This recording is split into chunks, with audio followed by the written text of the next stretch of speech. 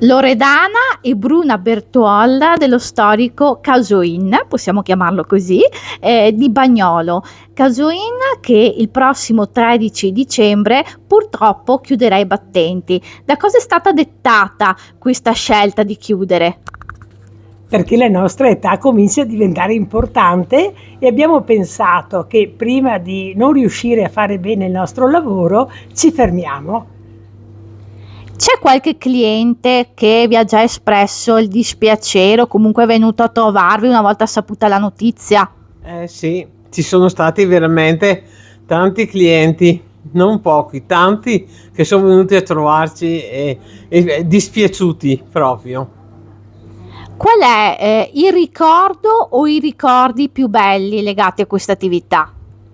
Sono tantissimi, proprio per tutto il bene che le persone ci hanno voluto. Mi sto emozionando. Allora chiediamo alla sorella, perché Loredana si sta emozionando. Sì, proprio guarda, tanta gente, venuti tutti volentieri e siamo proprio di ringraziare tutti quanti per il bene che ci hanno voluto. Un Casoin che il prossimo maggio, correggetemi se sbaglio, avrebbe festeggiato 70 anni. Quindi questo dimostra che nonostante l'avvento dei supermercati, insomma, l'attività come la vostra ha retto benissimo. Qual è stato il segreto?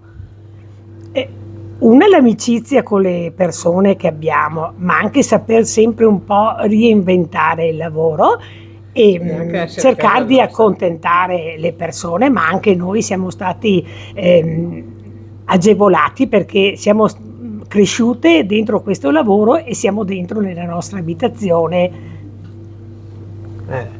Siamo dentro nella casa che ci ha lasciato i nostri genitori e siamo state avvantaggiate da questo. Noi abbiamo fatto tutto il possibile, però abbiamo avuto un vantaggio grande da questa cosa, perché le spese sono state meno. Immaginate che insomma vi stiano guardando i vostri affezionati clienti. Un messaggio, delle parole di saluto che vi sentite di dire. Grazie di cuore.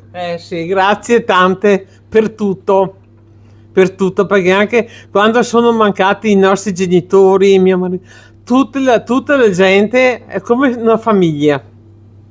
Veramente grazie di cuore.